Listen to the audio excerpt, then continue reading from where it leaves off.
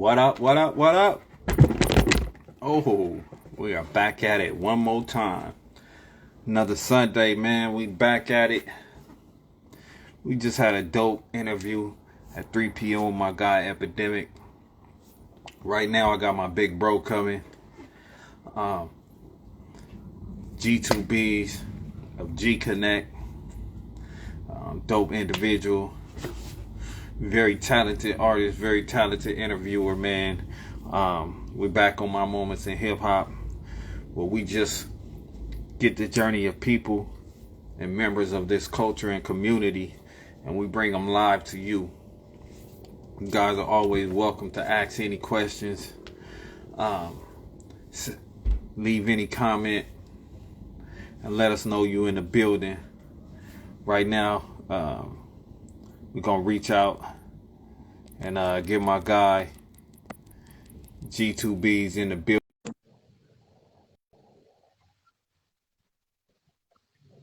I hope everybody's good and blessed. Big Omega, what's up, man? I appreciate you tapping in. Got my boy GEE2BEEZ coming through in 1 second.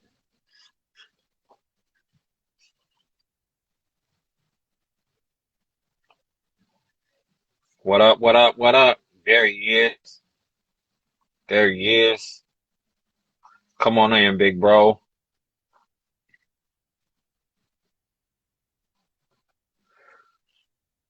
We got big sis Ori in the building. Trying to get my guy G Connect in the building.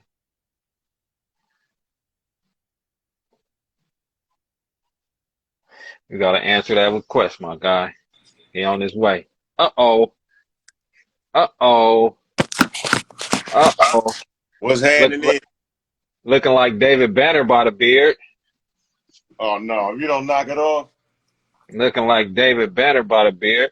Go ahead and get yourself situated and settled in. Yes, sir. Give me 1 minute, bro. Give me 1 minute. No doubt, my guy. No doubt. Miss Ori, what's up? How's everybody? How's the fam bam? I hope everybody's good and blessed today, man. It's another beautiful Sunday. We got to make it here. Y'all make sure y'all go follow us on this My Moments at Hip Hop. Make sure you subscribe to the YouTube channel. You can check us out on TikTok. We're trying to expand the brand, expand the name, and just bring you more dope individuals and members of this community and culture that I love so much. Hip hop. It's got me through so much. We're gonna try to get a few people in here. See how many more folks gonna come through. What's that? I smoke on your show, bro.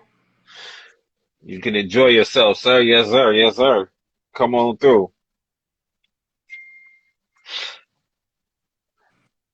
Y'all make sure y'all go check out www.nobreaksnolimits as well. Hopefully we get a few more people in the building to check out Big Bro, man. A lot of these interviews I do are people that are part of the hip hop community, a part of this hip hop culture. But this interview I'm about to do right now is more than just a hip hop connection. It's Big Bro, man.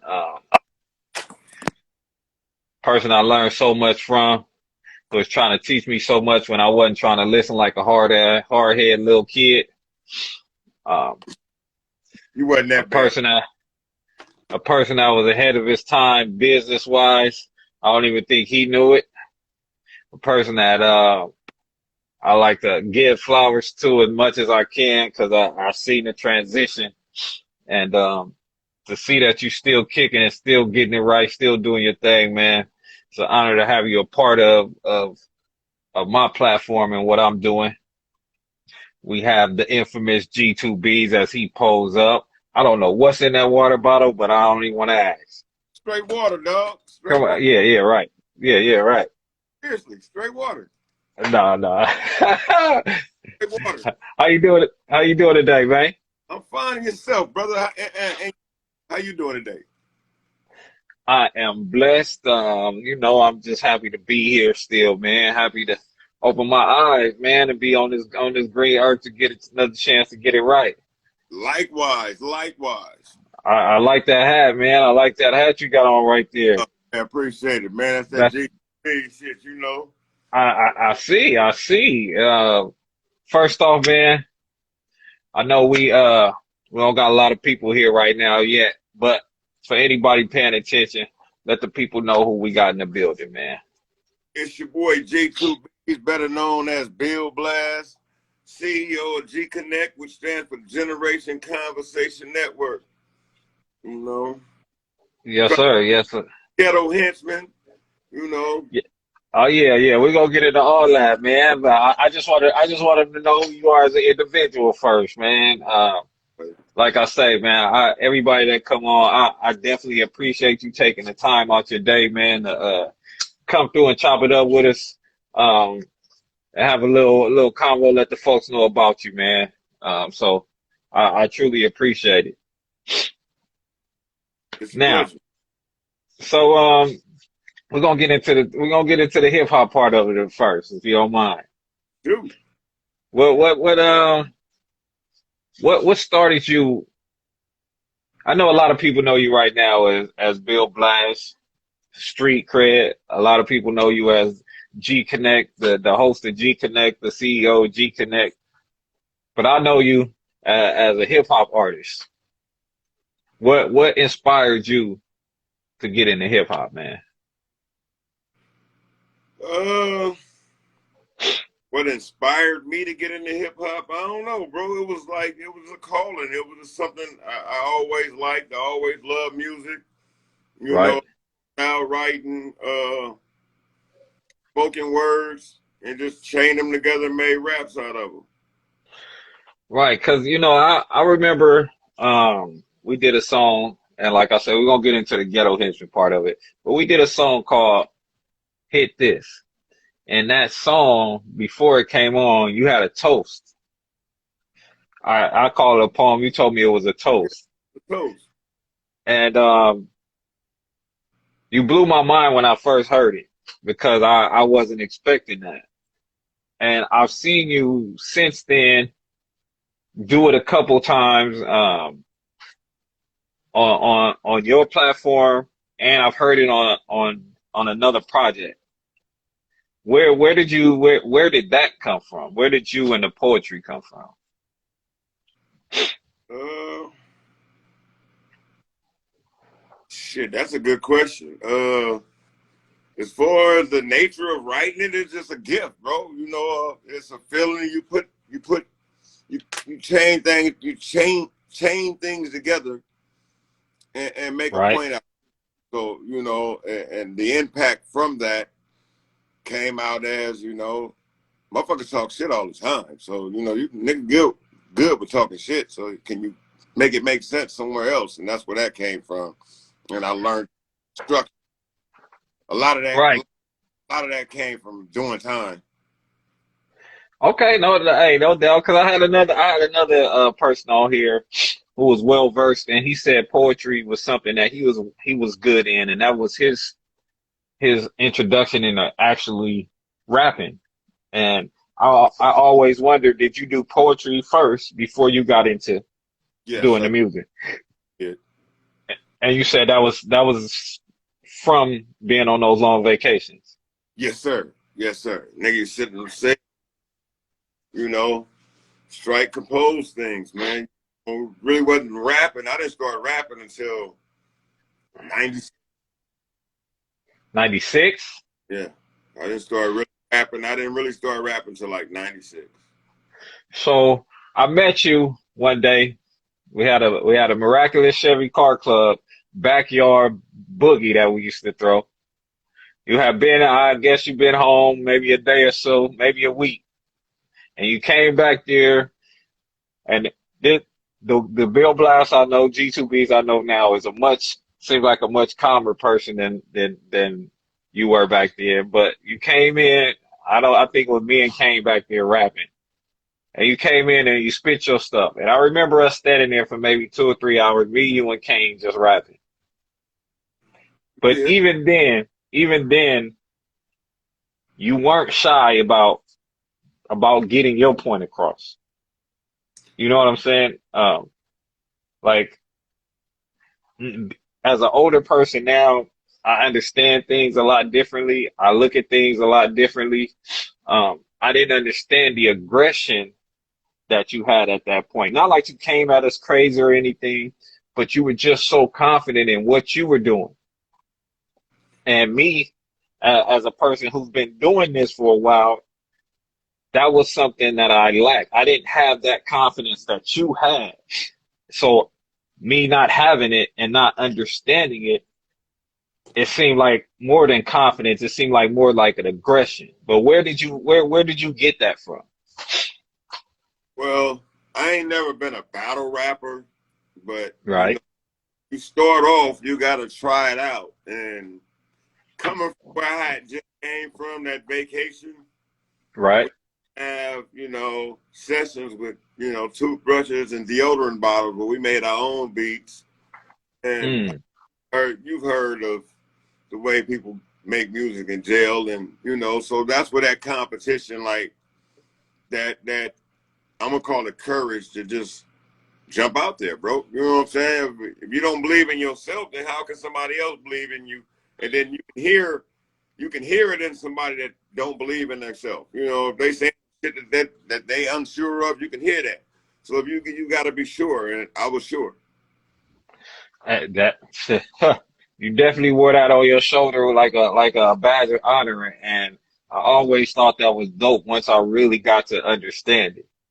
But what was there anybody that why? Because you was known as a street dude first. So was there anybody that you listened to and you that back in your days where you was like, you know what, I think I'm gonna give this a try, or was it just fuck it, let me try. I got these poems. Let me see if I can put them in this form.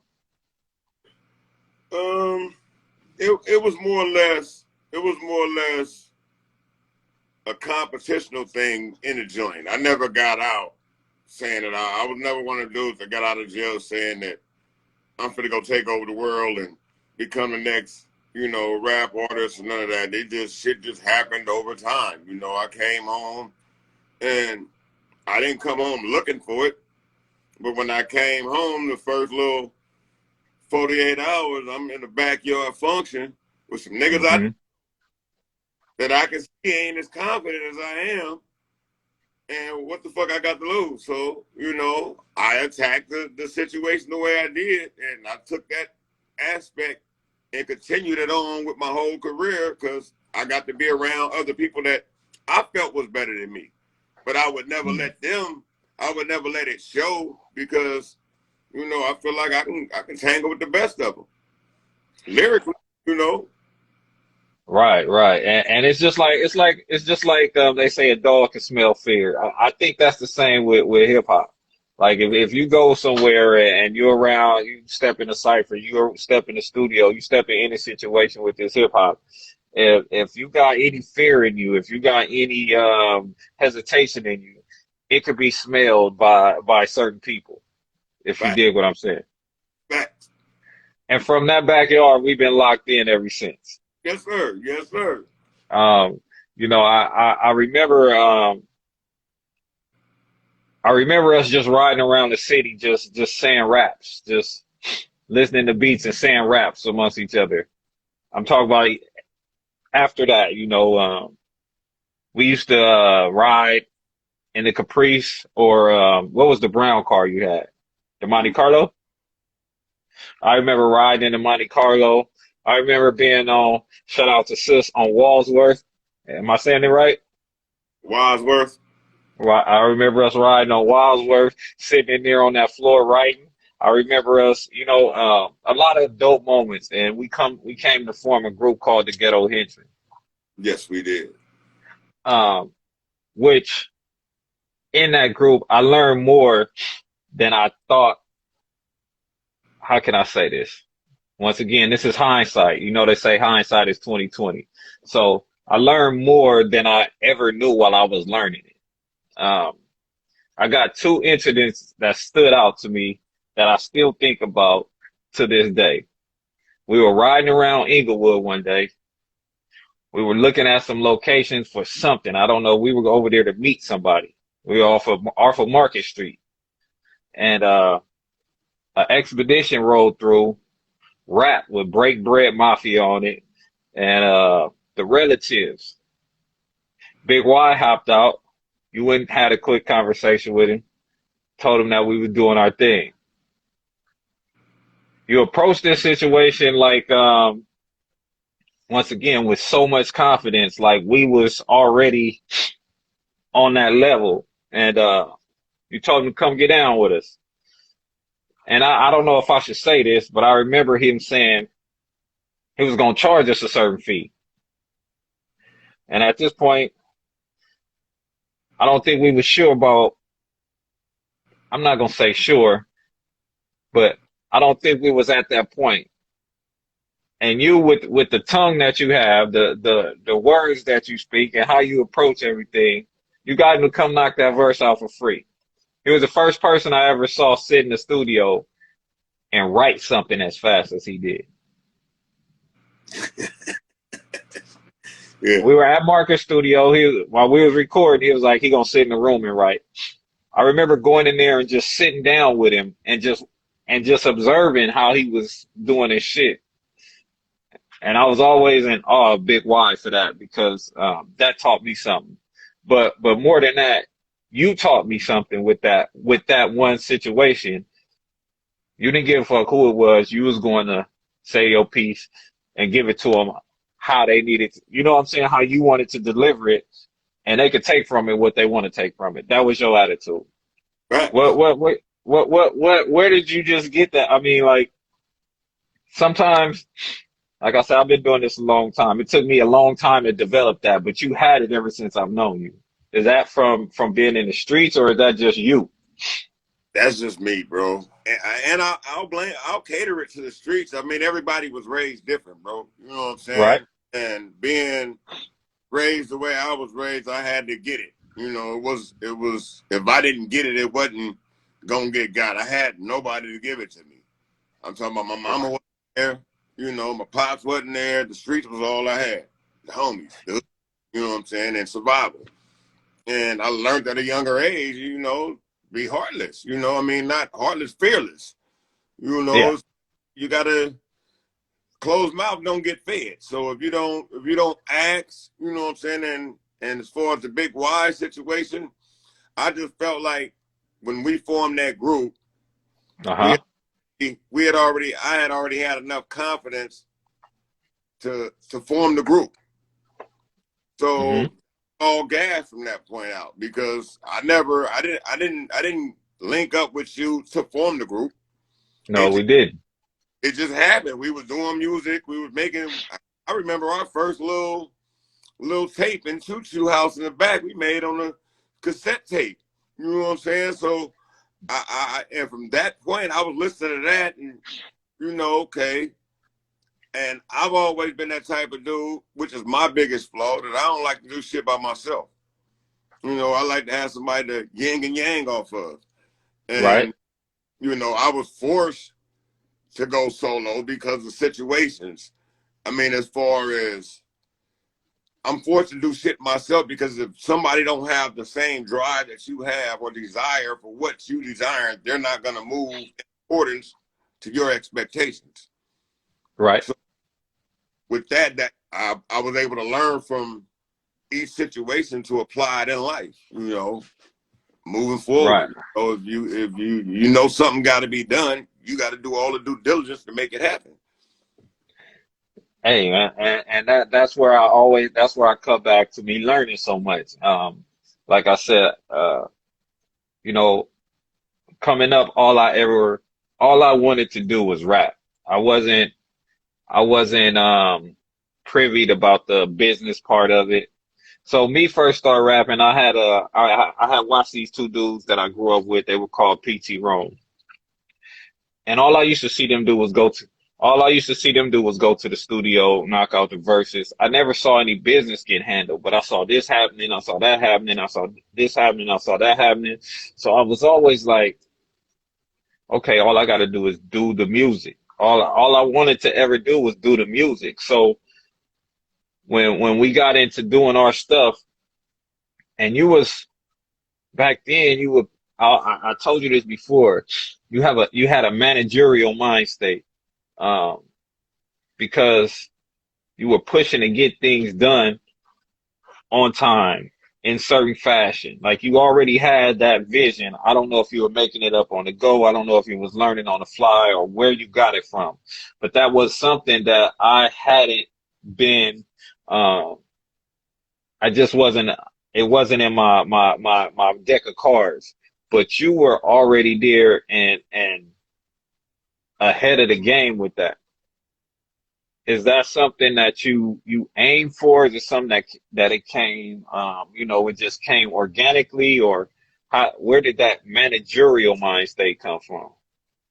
I never looked at it that way until you brought it up. It was more or less, it was just I was freestyling all that, bro. All that was, I had no training at that time. It was like I hadn't experienced that, but I knew that it was more, we started, when we started from where we started, everything that we did, we had to push the envelope a little further. We You're went right. from that tape, we went from doing it on the mic to recording it to actually getting the tape. You know what I'm saying? We went from getting beats off wherever the fuck we was getting beats from to actually getting beats. Yeah. We had to go do that. If you didn't get it and I didn't get it, we'd have still been stuck doing what we were doing. So In the we had backyard. to expand. Yeah, we had to expand. And in the field of the process, I'm learning shit. I had somebody in my team, which is my wife, in my ear, like, okay, we need to get copyright. You know what I'm saying? Because if we don't copyright this, then yeah, it's fun to go out here and rap it, but what if it take off? You Right. can't prove nothing. You know what I'm saying? All you can do is say that ain't gonna hold up in court. So the process of that was, it wasn't hard, but it was something different than writing a rap. Definitely. You know, Definitely. and so you had to incorporate them both to know your business. And I was learning my business as I was doing it. Copyright and label, Mm, mm. label name, getting all three names put on there.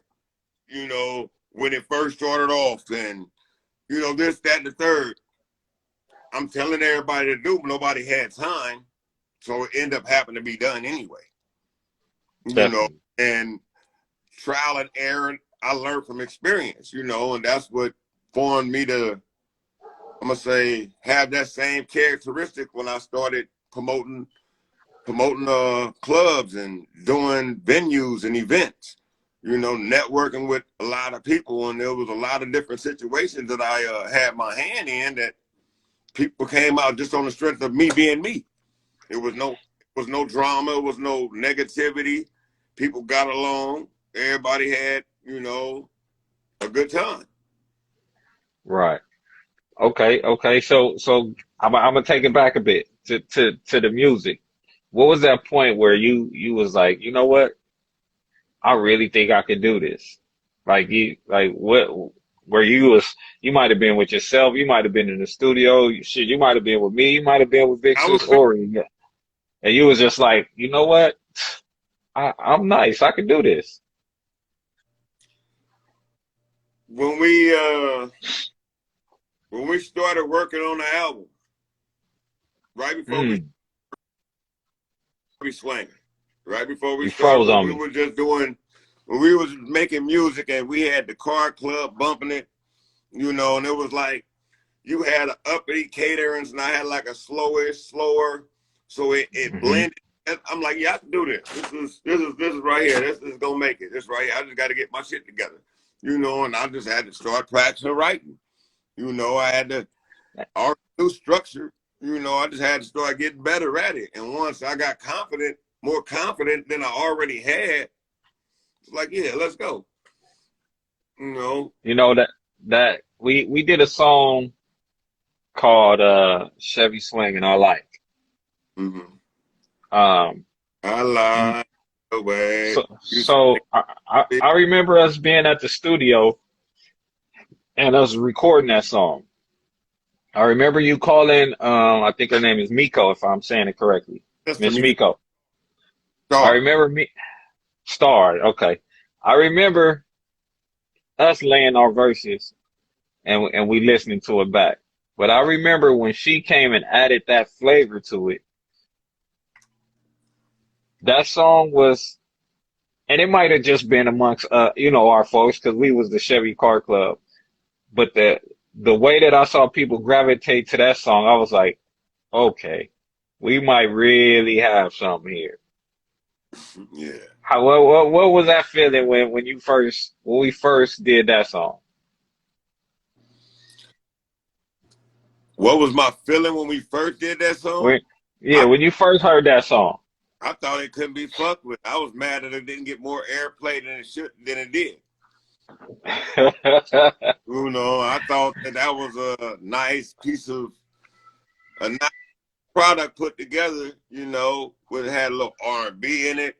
You know what I'm saying? Had street, had car clubbing, and it was Yeah, hey, it was a nice product. The production was great. You know what I'm saying? It was up to that's par. entertainment. That's entertainment. Yes, sir. Right. And I think that was the first time we had even actually been in the studio together. Yeah, yeah, it was. Um and I have a lot of good memories from those studio sessions. But we spent a lot of nights, a lot of days, a lot of nights sitting in your living room writing. Like I've never been used to writing with people. I've never been used to that. Still to this day, I'm not used to that. But I remember us being in your house for hours upon hours, blunt upon blunt, writing.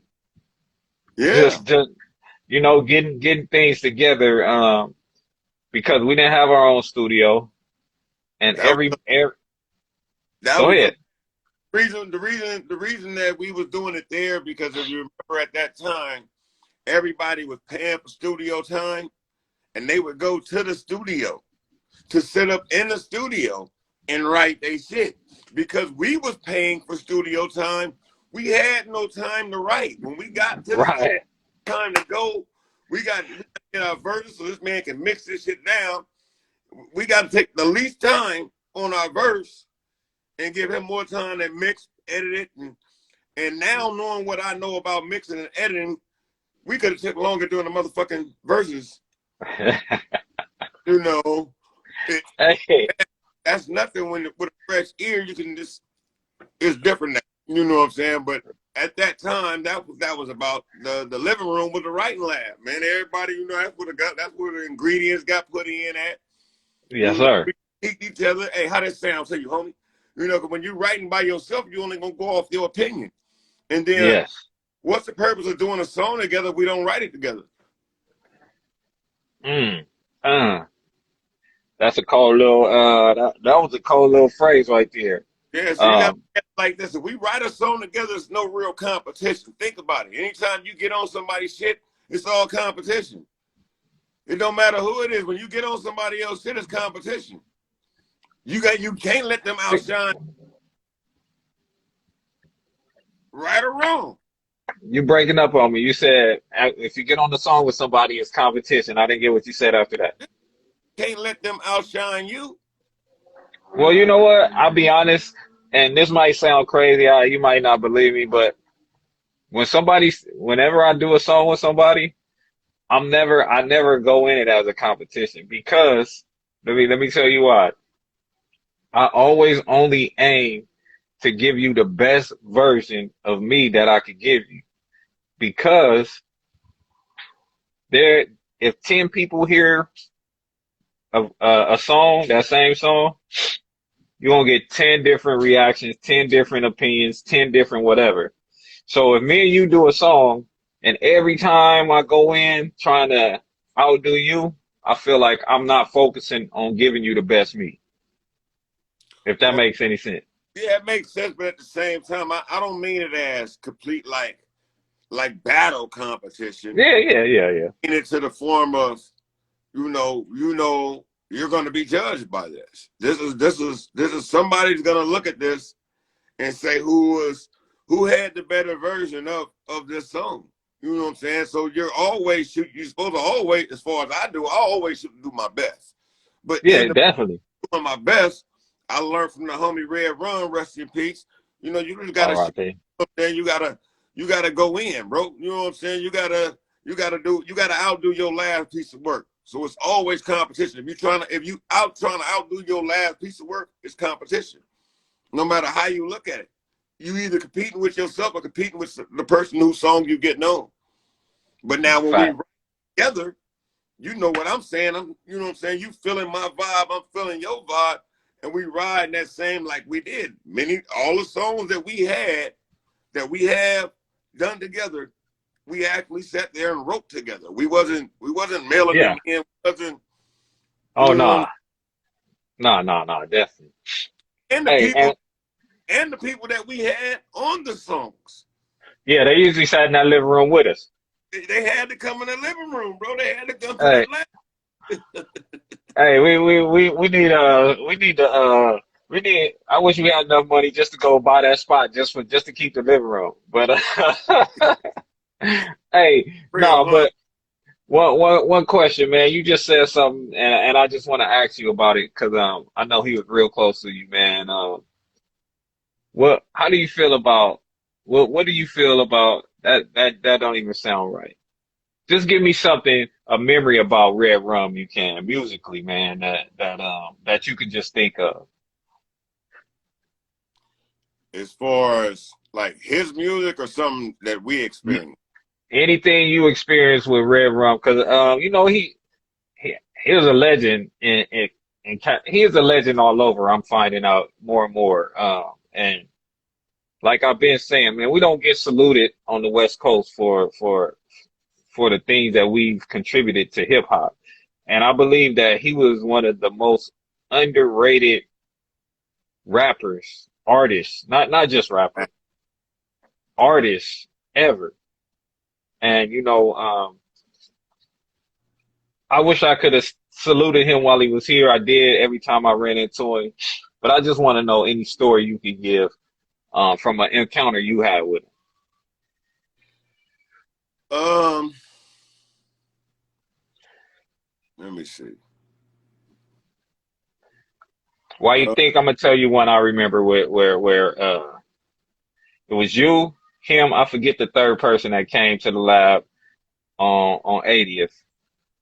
Rum came in, um, and it tripped me out because I knew who Red Rum was. I remember banging on wax. I had never had no encounters with him. But you know how sometimes you have your own idea of the type of personality a person would have or a type of person they are. He came in and he sat quiet, like he was so quiet in that corner on the couch. He didn't really say much other than what's up. He knew script. And when he got on the mic, it was a whole different thing. Like, what the fuck? He was just over there quiet as hell. I'm not saying he was timid or anything. He was just, like just chilling. But when he got into the booth, I was like, oof, yeah, that's the okay. bro. He was a monster when it came to that mic, bro. Lyrically, I don't know nobody that could have fucked with Red Rum, bro. Rest well, my G. Yeah, man. But He was he stories that I have, I have memories of him coming out to my house, hanging out, for a few days. We just sitting up in the lab working. He's, critiquing me, helping me getting me better at my craft. And his just character to be comedy. His character for comedy was so outspoken. He can anybody at any given time, but he's the most caring. Anybody older, he's there. He's so respectful. He's quick to help them do right. anything. But at the same time, he'll cut you with a joke so quick. He's very educated. So Yeah. vocabulary when it comes to certain things that he can joke on you about. Oh man, he was that. I'm gonna miss our jokes, man. If nothing else, you know, we always had some type of comedy when we came came encounter with each other, you know. And Right. that's the homie, bro. That's the homie, Big Ron. Hey, and I got one more person that I also had the pleasure of sitting and him listening to us rap, um, sitting and him giving us his opinion on our verses. I had the opportunity to be in the studio with him, and that was Sinister. I remember us pulling up on Sinister. It had to be 9 o'clock at night. We in a blue and white Caprice off of 77th and Avalon. And we Yeah. sat there and played him like three songs. But not only did we play them, we performed them for us. And I remember him like, damn, y'all niggas is, y'all, you know, he was basically giving us our props, man. And it's another gentleman who was just cool as fuck every time I saw him, you know, gave so love. It wasn't no craziness. He was just a cool individual every time I got to meet him. And when he came to the studio and laid that verse on that West song, City of LA. that City of LA, the way he played with that verse, put the melodies in there and all these were learning sessions for me. They were more than just us getting on tracks or anything like that. They were learning sessions because I learned a lot from them. Um, what can you tell me about Big Sin? Man, I miss that dude. That was my guy right there. That was like that was the brother I never had. He, he's I started drinking with Sinister. You started drinking? Yeah, I didn't drink before that.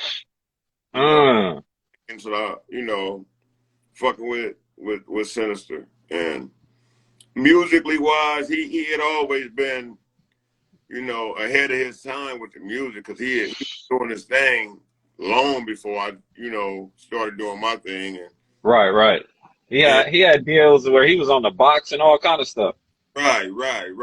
So, you know, that's he used to be with Be Real from Cypress Hill. That was, you know, he used to hang around Sinister when he started rapping. Oh, okay, okay. You know, Uh-uh. and as far as memory of Sinisters, man, Sinister, man, I got so many, bro. You know, it is another person that used to come to the house. You know what I'm saying? The Yes, house. sir.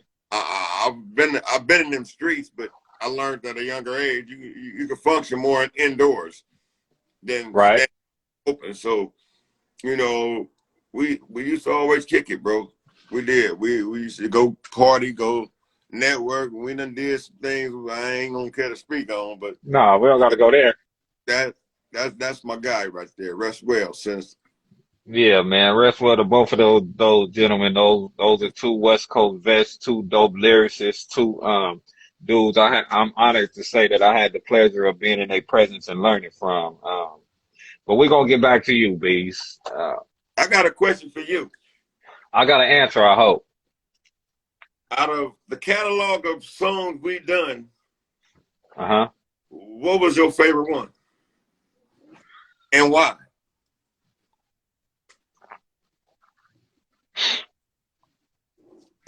I'm And gonna say I'm audience, I'm, I'll pull it up. I'm gonna say one is like I'm saying that I like the Chevy Swanger song with Me Cold because one, that was the first song that I had an R&B collaboration on. That was our first song in the studio. Um, and amongst our peers at that point, the Miraculous Chevy Car Club, um, it resonated with everybody. You know, my bro Duke, rest in peace, man. He used to love that song. Like he loved that song like nothing else. So that, and then Um, the song with the song with Why, Hmm. um, just because I learned from that session, um, after sitting there watching him, and then you know what else? It's probably Itch for the Chips, With Dirt. and those are three collaborations. But the reason why I like Itch for the Chips was one, recording it at Dave's studio. Dave was one of the coolest gentlemen I ever met in my life, still to this day. Um, it David was a Williams. it was a collaboration of all of us. Um, and I remember being so drunk that I passed out. I got up and did my verse and passed the fuck back out, right? But this is the killer part about that. So it was you, it was Dog, it was was Formerly known, Slick on that. no, it was Dog, formerly known as Sugar Booger. Sugar Booger. Yeah. But I remember, do you remember Duke Cousin was on that song? We had invited Young T. Yeah. So he didn't really know Dirt, so he didn't know what Dirt was, but he knew you. He knew he knew Sugar Booger. He I think Slick and Deuce Bone on that? I think they was there. I don't remember here. Okay. Yeah, but I remember the next day or the next time I saw Young T, he he said, hey man, you invited me over there. All the red rags, man. I'm the only blue rag over here, man. And you go out on me. Yeah. I said, hey man, wasn't nothing gonna happen to you. Glass wasn't gonna let that happen to you. Damn, man, hold on, give me 1 second, cause my light is dimming, man, and I'm already black as it is. So give me 1 second, let me get this right real quick, all Okay. right? Yes, sir. I'm on your platform. I didn't know the sun was gonna go down that fast. Hey, man, you know, it's California life, man. Yeah, we back. Yeah, man. So I think those three songs, just because of the experiences that we had creating them, um, I always loved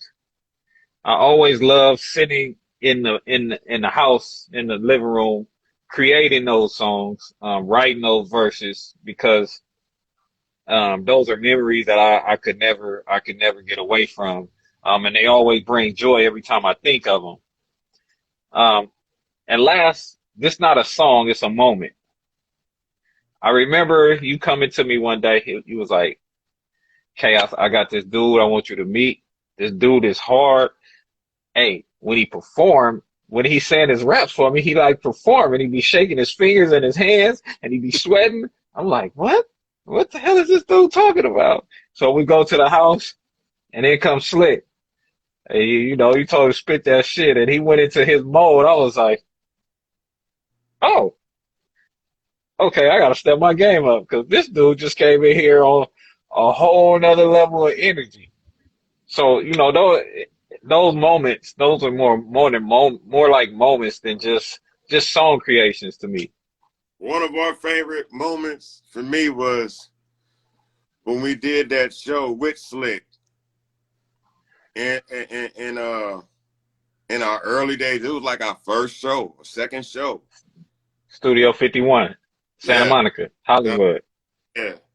That hey, that was a good day for me, bro. That got the bugs out of me being able to perform. You know, writing was one thing, rapping was another, but to stand up in front of somebody and actually perform was so. And you was loaded that night too. You was spilling drinks and everything. I remember. Then you just said, "Fucking threw your whole drink down." I remember that like it was nothing.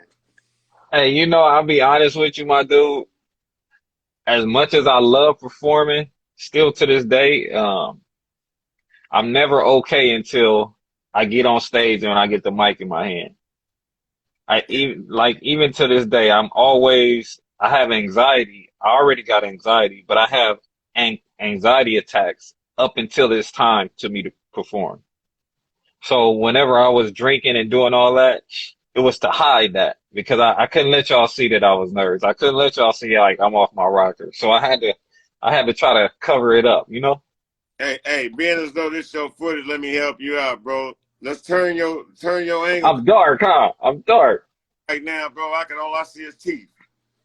You know what I'm saying? My guy said all I see is teeth. There we Yeah, go. all I see is teeth. There you go. There you go. Now I can see the goggles. You know, once I couldn't see the goggles no more, it was like, hold up, now hold up. Not the goggles. Yeah, Yeah, man. yeah. Hey, I Yeah, got a man. pair. I got a pair. Well, so what do you like more, performing or creating the music? I enjoy performing, but I love creating. You know, I mean, I don't do music no more now, so I guess it's more on the performance now. I got to get better with socializing. But I used to love performing to the point to where I had to book myself, and the only way I could do that was through a venue. And Yeah, I noticed you had got into doing that. What that is that what got you into doing your own promotion and things like that? well, you know, at the time when I wanted to do venues, motherfuckers was charging. You know, it was a gang of janky promoters. I'm gonna refer to you like, Definitely, you know. definitely. We dealt with some of those, definitely. Yeah, and once you seen the game, instead of me observing, I did do a lot of that. I did, you know, people say I talk too much sometime, or I get emotional sometime, or I get my feelings or whatever, because I believe in what the hell I'm talking about, or I stand on how the fuck I feel, and I'm willing to deal with it by all means. So I, in the process of it, it only took one situation where I invested and didn't like the outcome and fuck this dude up, you know, to the point to where I'm gonna lose my freedom behind it. When I could just do the same shit he doing. All I gotta do is network, find a location, and a show's a show. You know, I can get people to Definitely. come see me. I can get people to come see me. So the more people you get to come, the more people you get to come. So I start using that with the people I know. I start networking with the people I know that got bars, that don't want to get hit across the head. So, you know, the average promoter was giving motherfuckers 20 tickets and telling them to sell all 20 tickets and bring them the profits back. I turned that around, started giving motherfuckers 20 tickets, give me 10 of it back, and they keep the other half. I use their 10 to invest in the venue. Mm-hmm. You know, so it don't come out of my pocket. Definitely. I'm not playing you. We playing each other. You know what I'm saying? You selling 20 tickets, we split it down.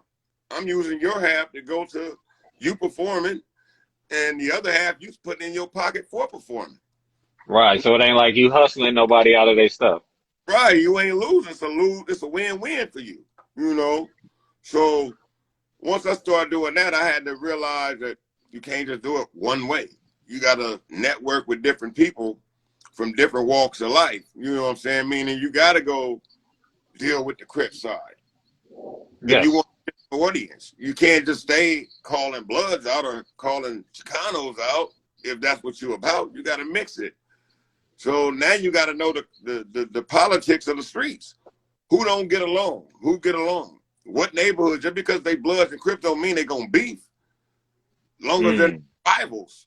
So once you know how to put that structure together and invite those type of people, because my thing is don't invite nobody you can't control, bro.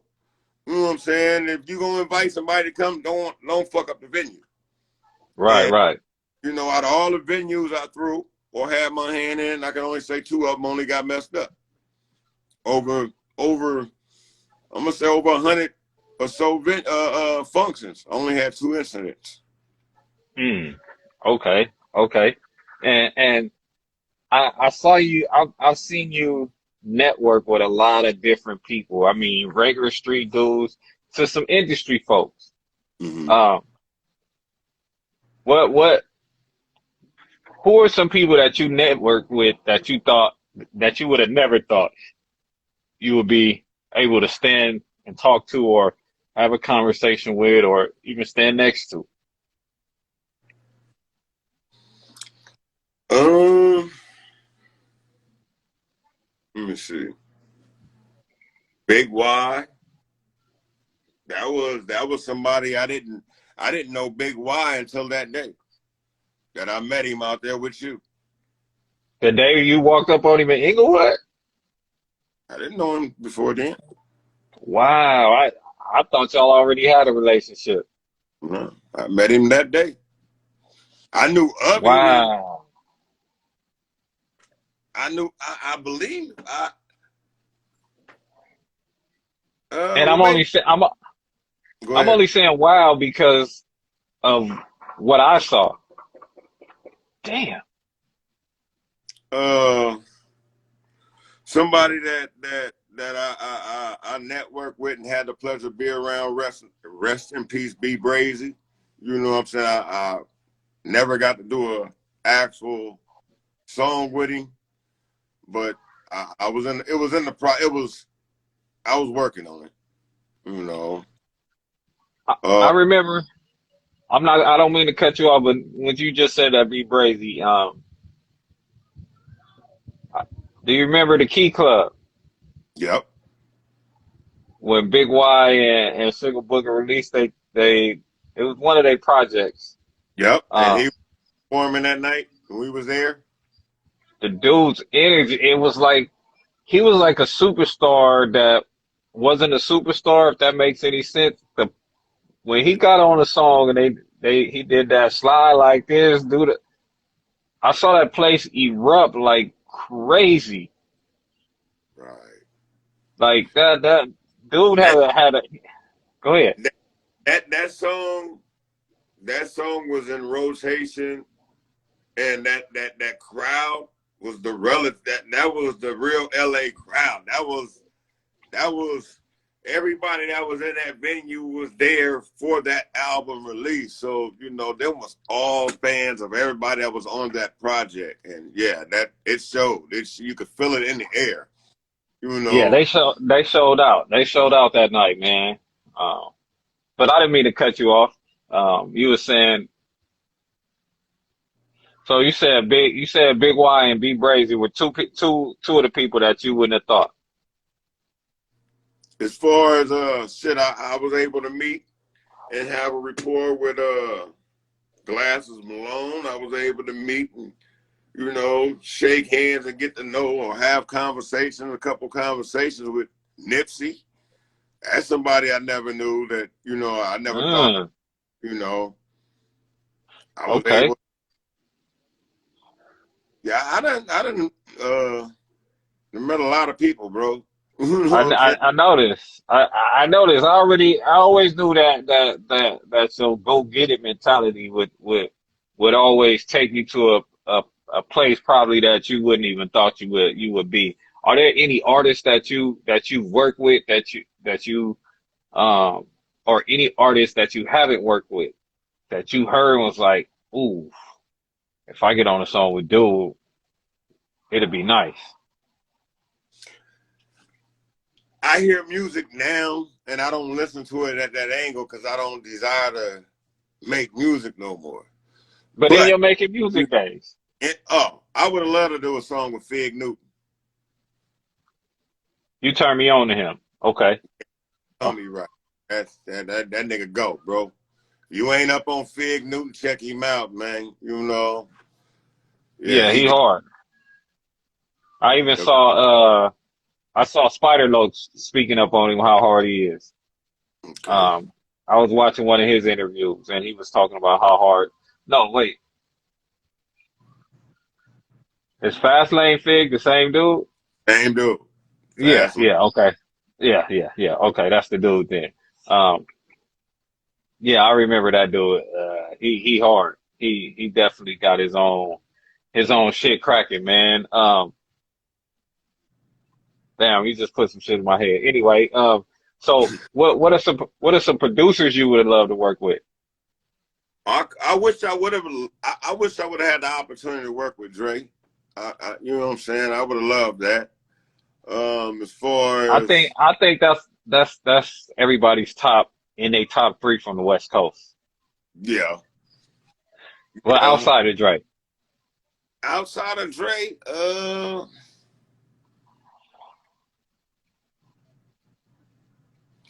I would have loved to get a Daz beat. You know, I think he's a slept on producer out here, man. He's a Man, slept on producer. Daz beat, bro. You know. Shout And out you to know, that dog you, pound.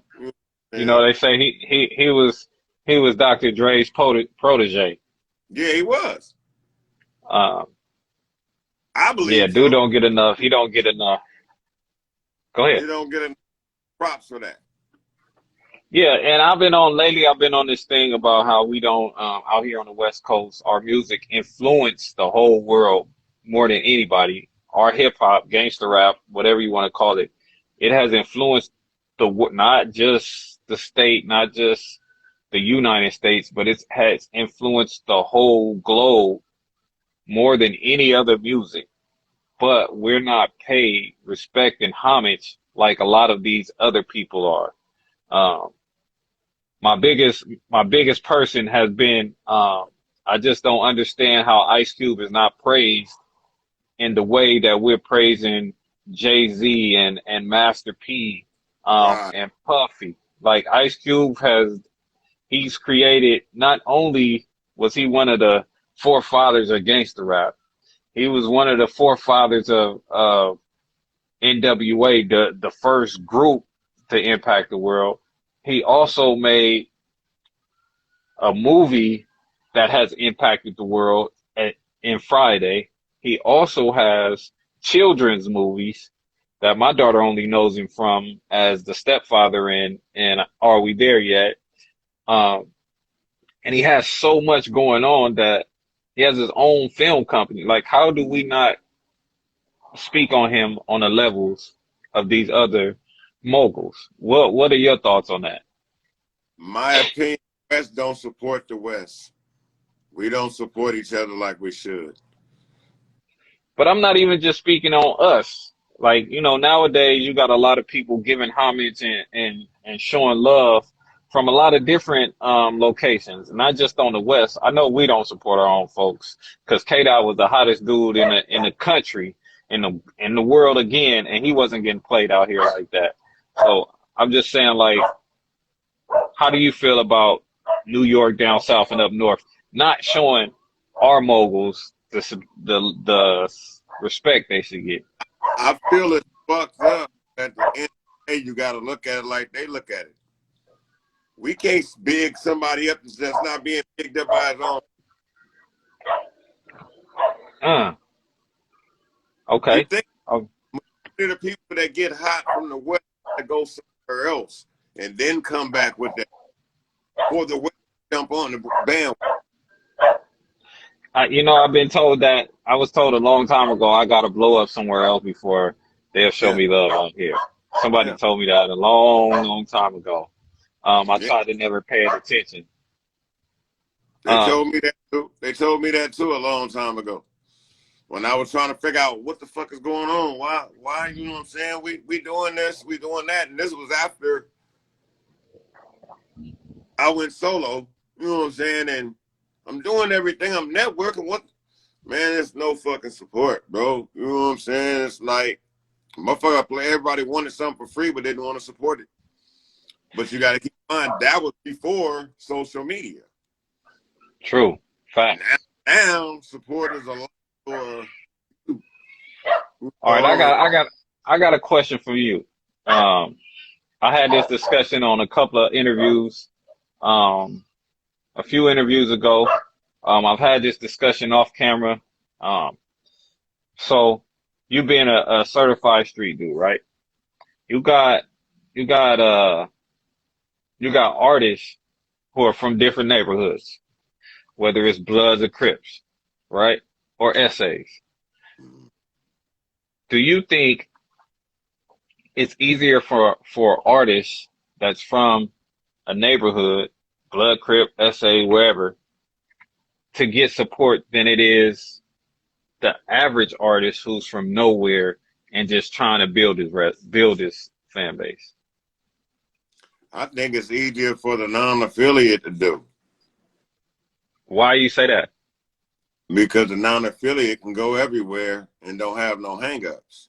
The affiliated got to only structure right here. He can't go across the street. He can't go around the corner. I mean, he can, but it's a risk factor. You know, unlike the non-affiliate can just be himself wherever he go. You know what I'm saying? He can, you know, he can cater to whatever it is that he's doing in your section, my section, their section, the other section, and only be looked at it as him being him. Unlike an affiliated motherfucker, they're gonna still, yeah, you are an artist, but you're a Kiwi, or you're a Damu, or you're a Sereno, or you're a Nathaniel. You know what I'm saying? It's still another attachment to it. Just like I was, yeah, still another attachment to it. See, I've had these conversations and no one ever broke it down to that point. And I overlooked that right there, what you're saying. I always thought it was easier for the affiliate because he already got a whole neighborhood behind him. Just because it's your neighborhood, that comes back to what I said. We don't support each other, bro. You know, neighborhoods don't support each other. You know what I'm saying? Think about it. Okay. Everybody, you know, it's only a few different neighborhoods. It's only a few different dudes that I've watched to get their neighborhood to support them. And 90% of that don't be their whole neighborhood. It just be a fraction of their neighborhood that support them and fuck with them. You know, everybody from the same The neighborhood immediate. don't just, yeah, the immediate that they fuck with in their circle. You know, Okay. or that person blow up and it's repping and it's a reflection of that neighborhood, then it's a different story. But until that time come, oh man, I ain't got time for that shit. How many different gang members that you know of that really rap and got bars? You don't hear no push them by their neighborhood campaigns. You know what? That's crazy. I've been watching some young dudes. I'm not gonna say where they from or who they are, but I think I might have been blinded by a couple dudes who I see, and I don't know if it's just nowadays. I know a couple dudes who neighborhood is really behind them, and maybe it's not. Maybe like you're saying, maybe it's just window dressing. Maybe it's just their immediate folks. But sometimes, you know, and it's been a conversation I've had with a couple of different people just because I wanted to get different point of views on it, and because of what I see, I've always thought that, you know, dudes that are affiliated and from different neighborhoods, they got an automatic push from people that represent what they represent. Yeah, it's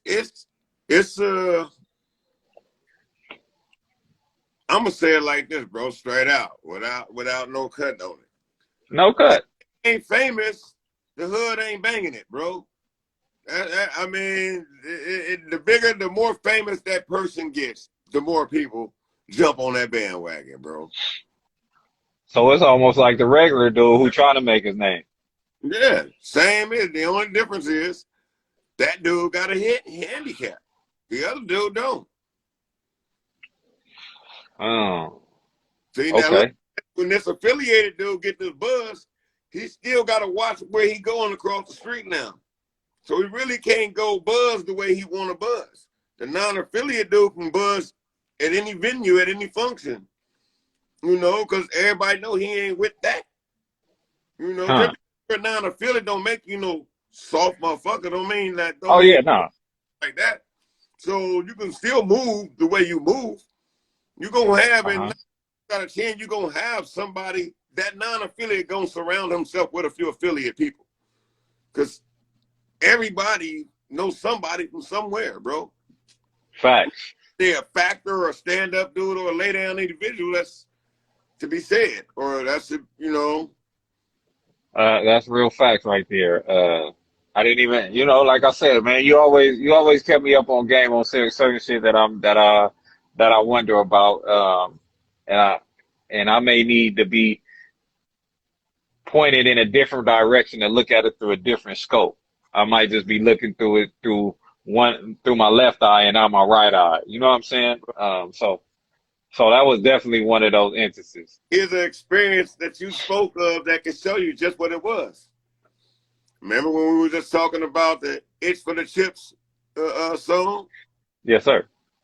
That man had been moving around. He'd been moving around. He was comfortable, but still, yo, bro, you had me in a room full of red rags. I wasn't expecting that. You know what I'm saying? Type of situation, because he still felt a certain comfortability or uncomfort zone at that time based on his affiliation. Wasn't nobody tripping on him. Right. Nobody was. You're right. I get you now. And you still got it. And he was there amongst what was considered a community right there. So these same people that's affiliated got to look at that when they go anywhere in life. You Like yourself, you can go anywhere, Chaos. You know what I'm saying? You can go anywhere you want to. Motherfucker, I'm Chaos, bro. I don't bang. You know what I'm I saying? got you. I know you for banging. You're right. You ain't got no name and secret being no soft dude, but at the same time, you got the same stand-up ability as any other nigga that's a gangster. Ain't nobody took nothing from you. You ain't been kicked in the ass or nothing like that. No, sir. So that you're not a gang member. That don't mean a motherfucker gonna try you because you're not. Right. I got you. Because shit, when you used to be with us, me, Slick, Deuce Bone, you stood out. You know you stood out. I do.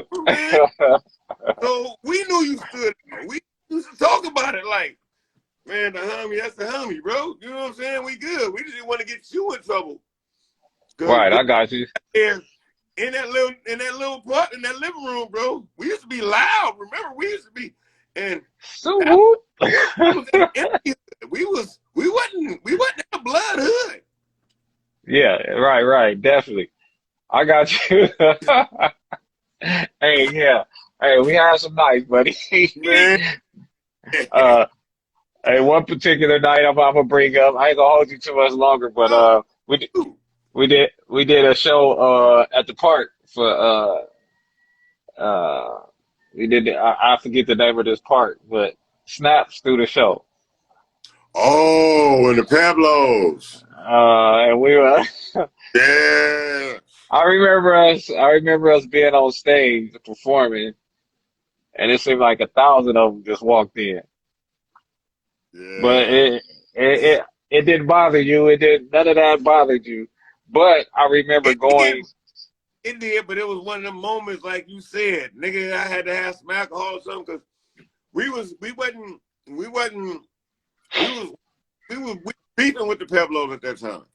Right. And like I was saying, I noticed because in that same week, I would go to the Peblos and I don't know if you remember RF, who was Top Dog Dude Dog best friend.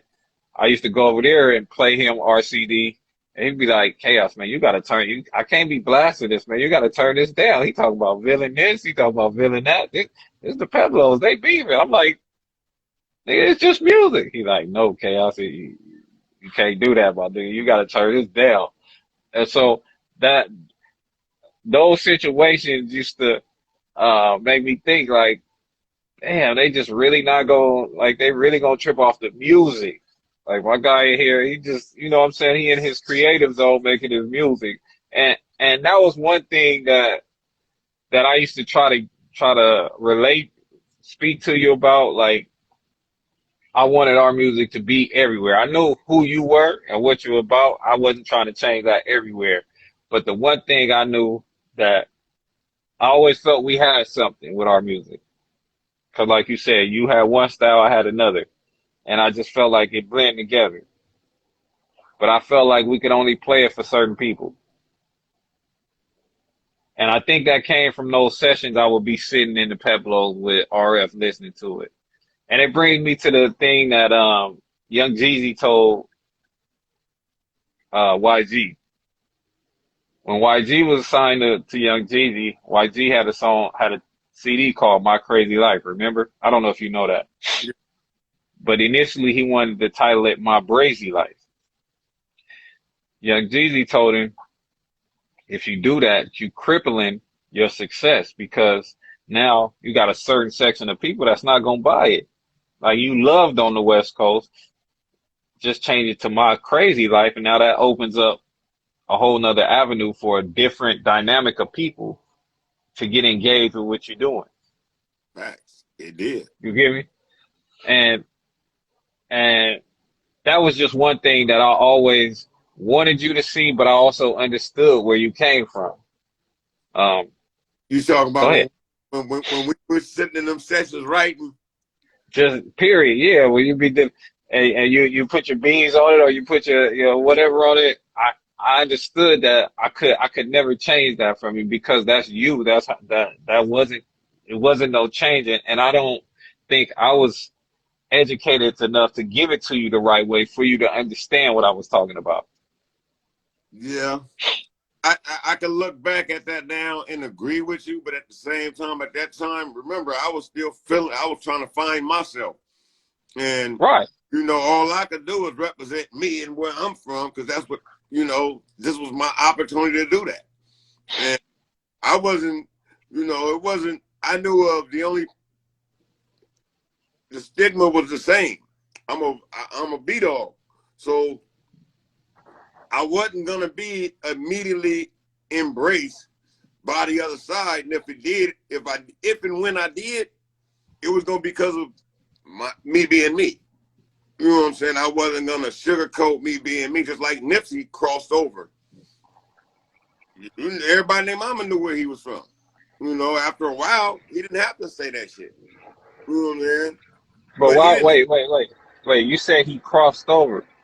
Why Yeah, did you say he crossed over? meaning that blood listen to him. He's you know what I'm saying? Like he's a household name and Oh, everybody. okay.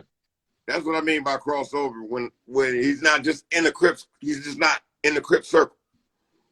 It's just not a Crip thing. You got blood listening to him.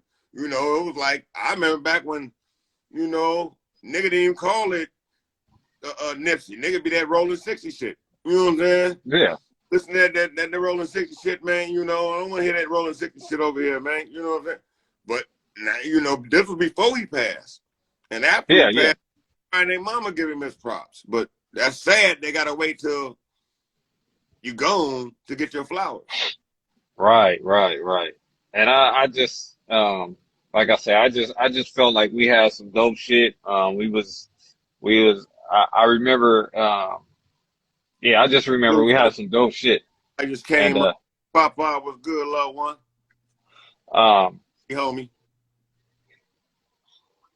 you say what? Oh, you talking to the person that came in. Yeah, one of my G homies tapped in. Yeah, man, and like I say with this platform I have, it's not for self gain or self recognition. It's actually to get people's different journeys in hip hop, man. The hip hop community and culture, because I know everybody took different roads to get to where they got to. Um, Right. whether you made it to the mainstream, whether you underground, whether you know what I'm saying, no matter what level you made it to, hip hop has played such a big part in everyone's lives to the point where it's now a multi-billion dollar conglomerate. It's a multi-million dollar business. It's no, it got far away from people doing it for the love like we used to do it for. Um, Even when we were trying to make money, you still had to have a certain amount of love for it to do it how we did it. Sitting in that living room every day, um, riding around the city, writing raps and rapping to each other, um, just trying to get anybody to listen to what we were doing. You have to have a love and a passion for it to do that. And I Right. feel like nowadays it's getting away from it. I know you don't really do it anymore and you don't really listen to it anymore. Oh, I But listen to what motherfucker. I just don't listen to it from the creative view. I mean, I have that in me. I just don't have the desire to create music no more. That's So it. what do you think of the state of hip hop right now, my guy?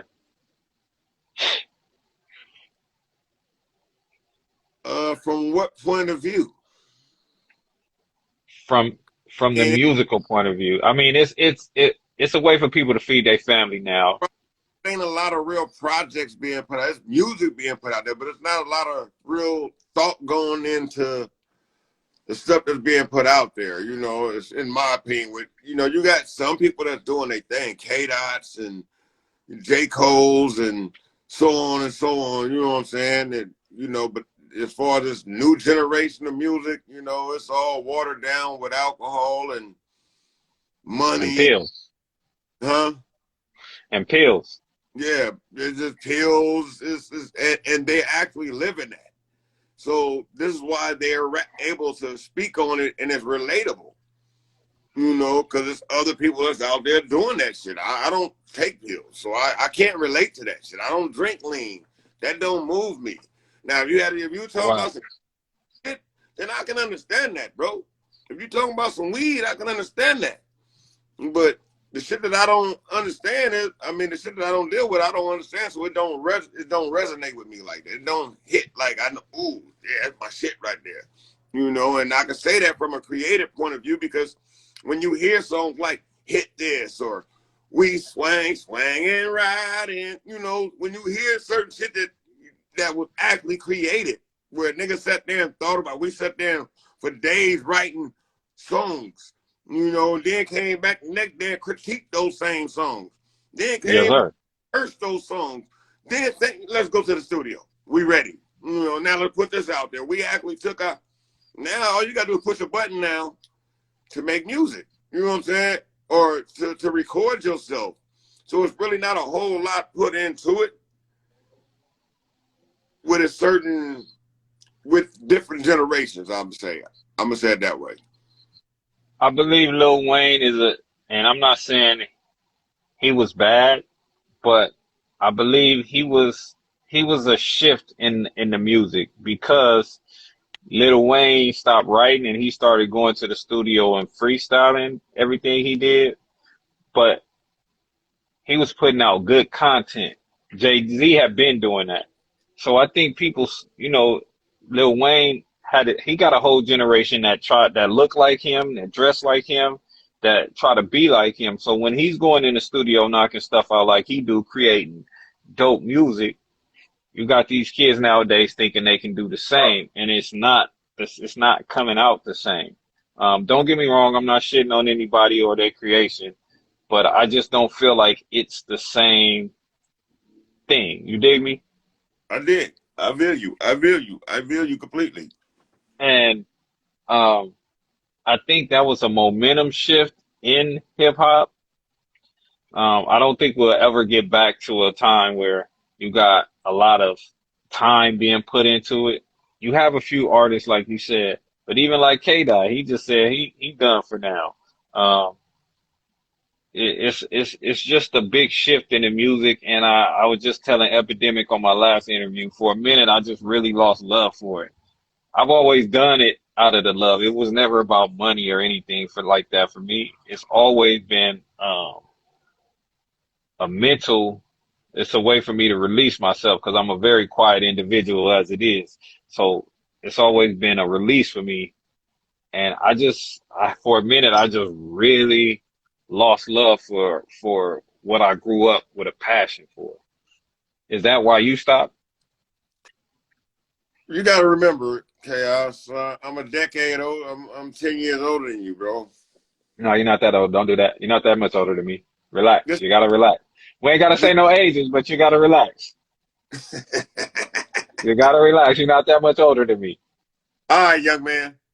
All right. Yeah, you older than me. Don't get that wrong. I'm gonna say five of them, but you're not that much older than All right. I can dig it. I can dig it. I can dig it. me. All right. Well, with that being, damn, that threw me off there. What was the question? Yeah, yeah. Yeah. I said, is that why you gave it up? Is that Oh, because you lost love I for it? gave it up because I felt like from '96 when I first embarked in it, I played around with it from 96 to 99. In them 3 years, you got to keep in mind, I before I got into music, I was gangbanging.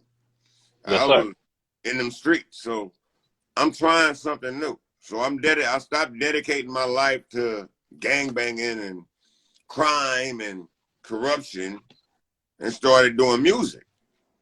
Mm-hmm. From 96 to 99, I put out, by 99, we completed the album.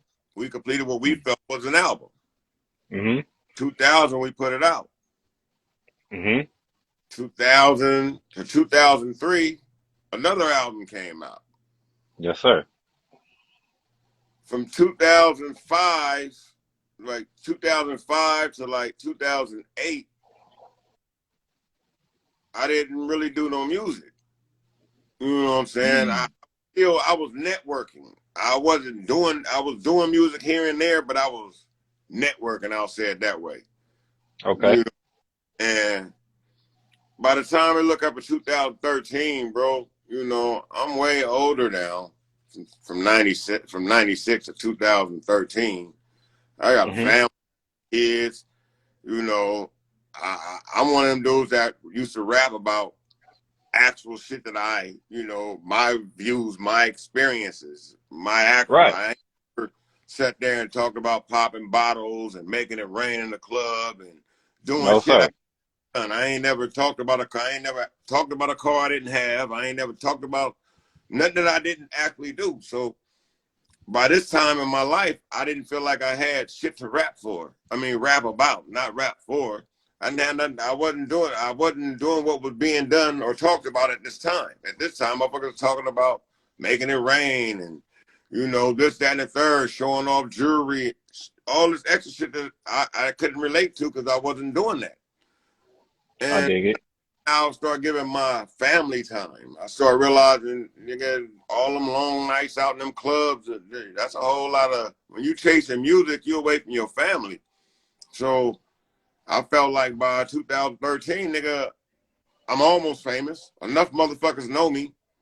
That's all I need, Mm-hmm. bro. I can live with that. You know, I still got to live. I can't continue to chase something, hoping I'm going to lose the rest of my life. I could be doing something else. So I started dedicating my life to my family, went to school, got an education, you know, got a degree in some music and audio, raised my family, bro. I ain't have really time for music to do it. Now I still listen to music. I still get opportunities and offers to come be on a verse, you know, to do features. And I ain't really trying to rap no more, bro. I'm cool. I mean, unless it's a bag in it for me, I'm cool, bro. I need more motivation right now, you know, because the shit that I can rap about being a grandfather, going to work, working 6 days out the week, overtime. Niggas ain't trying to hear that shit. Everybody can relate to it, Yeah. Hey, but but you know, shit. you you know, we had this conversation, and you know, the one reason I still do music is not for the money, it's not for the people, it's not for anything else other than two things. One, I just love to do it, and it's a venting situation. But two, with the birth of the internet, I had a father who was a musician, right? Played in a lot of bands. He used to do music every day. There is nowhere I can go listen to my dad music right now in 2022, right? I have two kids of my own.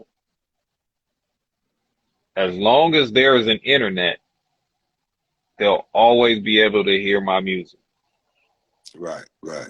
You know what I'm saying? So I started thinking about that one day. And that is another reason why I continue to create music. Okay. Because if I could still go listen to my pops, even though it's 30, 20 years after he died, I would love to, but I just have no way to do it. So it's like also leaving my kids something. You dig me? I can dig it. I can dig it. So yeah, man, that's my only reason. That's my only other reason. But man, I Your boy go ahead. bottom join in. What's up, J Dog? Yeah, over there at that Pro Bowl game, man. He tapped in with us to say what's cracking. You know, we got him coming up on the episode on the 20th, 26th, man. So but I just want to say, big bro, like I keep telling you, man. I want to first off give you your flowers for just being the individual that you are, man, for becoming who you becoming. I want to tell everybody check out G Connect on YouTube. Make sure you subscribe to the YouTube channel. Make sure you tap in. Hold on, man. 1 second, big dog. We're gonna make this happen real quick because I see him tapping in. I see him tapping in. Um, Must be bone. oh, he had, there you go. Yeah, man. There he is. What There up, he y'all? is. What up, y'all? Yeah, I just want What's to Uh, that? tap in, man. What's up, Bees? Oh man, you know, chilling like a villain. With that east side feeling? look at him with that coming from that Progo shit. Huh? That's how you feel tonight, huh? Oh, Don't man. Yeah. hey, don't keep trying to flash the Raiders. We all at home right now. Don't do that. Hey. All I was caring about, they cut the game went over, my ticket hit, so that's all I gave a shit about. That's right. That's right, man. I appreciate you tapping in, man. I was just wrapping this up, man. I like I was saying, big dog, big bro. I want to thank you, and I want to keep saluting you. As long as I see you, as long as I get you on here, man. I want to say I salute everything you doing, man. Y'all keep checking in with the G Connect, man. Is there anything else you want to say, Bees? Hey man, I wanna give your flowers too because you know, without our collaboration, who to say I would have started rapping, bro. So you had a lot to do with that, I and appreciate you that, know, man. you know and And, everything that we do together to learn and we experience, bro. I appreciate those experiences. I have those memories, you know, yeah, and we this ain't fucking done. knowledge is We pop. ain't. Look, look. I got a episode popping tomorrow. Go ahead. On YouTube, and in that conversation, J Bone happened to come up in there too. J Bone, What up? man, why did they steal our car, bro? Nigga, that motherfucking night. Oh, man. Of all the motherfucking cars that they could have stole that night, bro, Nigga, them Hey, you know it's motherfuckers. crazy. That still shit two was crazy, the East man. Side nigga cars. And Hey, that's you know real it's shit. crazy. Niggas I rode heard, around I for two heard, days looking for I their heard motherfucker. JD talking about that club in some bad situation. Jermaine Dupri talking about a bad situation at that same club. Man, them niggas was nothing nice up there. That security was nothing nice up there, boy. That's all I'ma say, boy. They know who they is. Yeah, they do. The motherfuckers dropped them dollars on the motherfucker. Yeah, we know. Hey, Bees, we rode around 2 days looking for the motherfucker, and they did drop them bitches off, though. You understand what Yeah. I'm saying? Just like a nigga ass. Drop them bitches off with the keys, and we good. Yeah, we went look, man, nigga, Nigga, I remember that Hey, shit. doors, nigga, like, hey, blood, what's happening, man? You know, nigga, what's happening? hey, Find, if you don't hey, know, find man. tap back in. Hey, like I said, big dog, I salute both of you gentlemen, man. You both have played a intricate part of my music career and everything I've done, and I appreciate both of you gentlemen for taking time out of y'all day, especially you be spending all this time with me, chopping it up, reliving some of our memories. My boy J Bone, I appreciate you, man, and we're gonna have you on in a couple weeks, big dog. I'm about to check out. Is there anything else anybody want to say before we get out of here, man? Shit, man. Man, I just appreciate the both of y'all because shit, low key, if it wasn't for Bees taking the nigga under his wing back then, cause nigga, I still owe you many thanks for that. Hey, you kept a nigga out of jail on Crenshaw that one night, nigga. So I thank you to this day for that shit, cause we all should have went up the hill for that. You know what I mean? And I Uh, thank you, KR, you feel me, for allowing me to fuck with you with the music. So it's blessed to see y'all brothers here, man. We got kids and families, wives and everything. So many blessings to the both of y'all, man. I'm just blessed to see the both of y'all right now. Thank you very much, man. Real talk. Hey, both of y'all plug y'all shows, man, because I know J-Bone got one and you got the G Connect, man. So go on and tell them where to find y'all at. Oh yeah, go ahead every Friday night, ACW Broadcast Network on Roku TV. We stream on Dash Radio. You can get us on Roku TV, live streaming Breaking Records Fridays, 5 p.m. Pacific, 8 p.m. Eastern. DJ Despair, DTS. Shit, man. Moving on up, man. If you got music, go ahead and drop it in. and I'll go ahead and get it in rotation. Breaking Records Fridays, ACW. All right, you bees. Let them know about that G Connect, man. Generation Conversation Network. You can find me every day of the week on YouTube, Instagram under G Connect One. You know, tap in, like, subscribe. You know, hey, real conversation with real people. You know, that's all I can say. Man, once again, I salute both of you bros. Hey, Big Sis, I see you've been in the comments all night, and I appreciate you, man. Y'all all have a good night, man, and I'll be tapping in with both of y'all, man. All right, all right, all All right. right, my guy. One love.